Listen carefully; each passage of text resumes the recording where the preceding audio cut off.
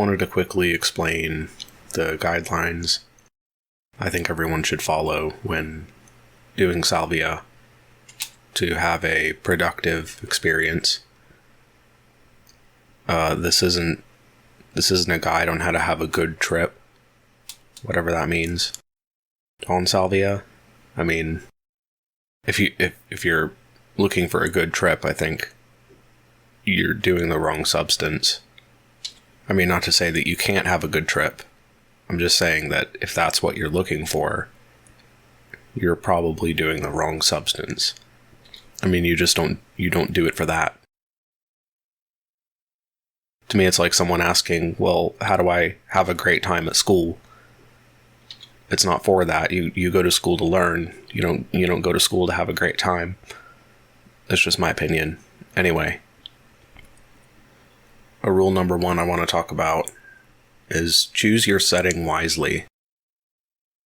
People most often break this rule. They do it in a noisy, crowded environment. They'll even do it in their cars, or near crowded places, or even near traffic. Choose a place that's safe, away from any sharp objects, away from any open flame, away from people and noise and crowds. You shouldn't be at a party. I don't personally believe in having a sitter in every case. I do recommend one, but you may find that you don't need one. It just depends on the person. If your area is safe enough, you'll probably be okay without a sitter. Somebody to watch over you. It's always a good idea to have one. It's never a bad idea to have one, as long as they're courteous to your experience. They remain silent. They shouldn't be moving around or making noise. There should be no external noises like a TV.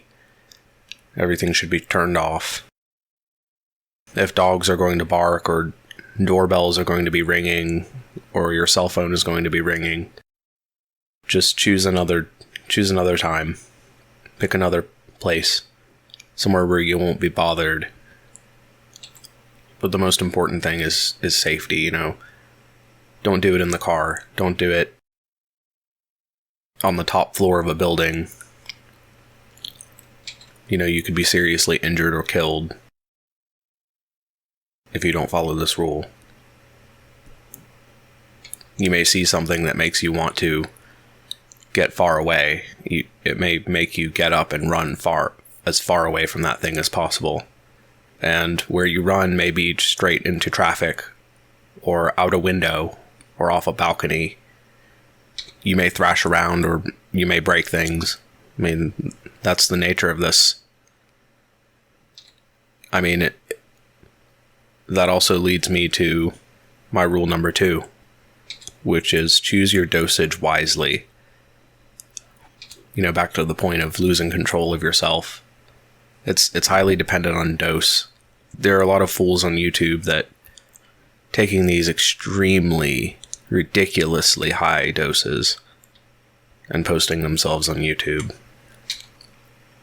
I mean, these doses are astronomical. They just don't know what they're doing. They don't know what they're getting into.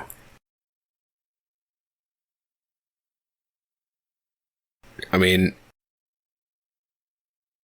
it may be really funny to the people watching. It might be entertaining to them to see you drooling and rolling around on the floor. But this isn't a joke. It's a tool for personal growth and insight. I mean, if you want to act like an idiot, there are plenty of substances out there that are perfect for that. Alcohol. Choose a drug that's more suited to a recreational purpose. My recommendation is, if you're going to start, then start with plain unenhanced leaf. Some people find that they don't need much else than that. That's a perfect dosage for them. If you want to go further later, then fine. But start as low as possible. Start with, chewing the dried leaves, or fresh if you have the chance. I know that not everyone has access to a plant, but I think if you do, you shouldn't pass it up. But getting back on topic,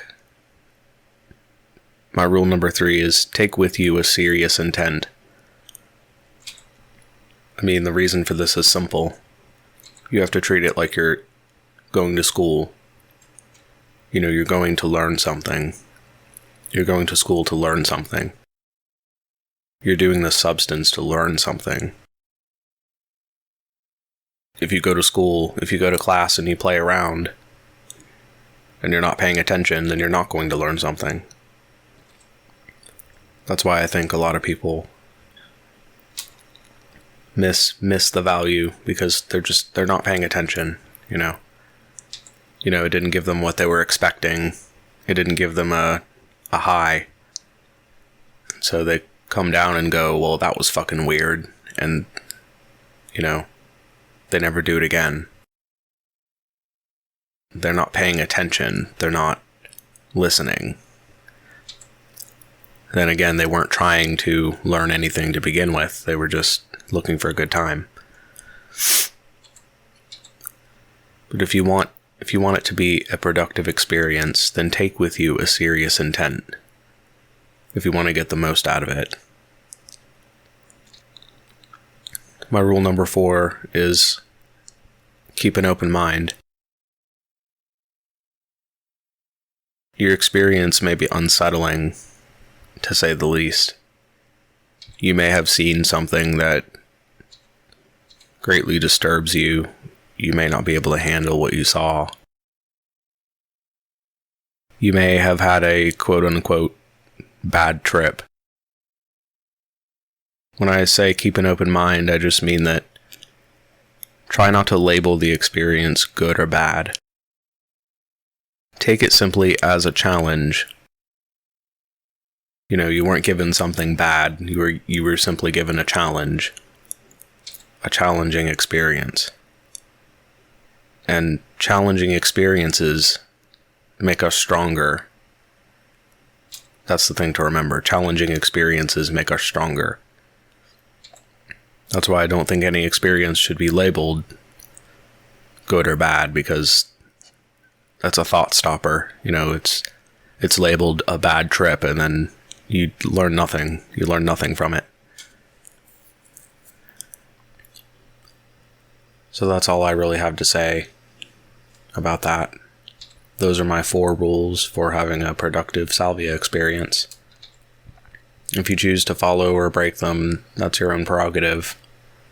But regardless, I hope for you to have a productive and enlightening experience.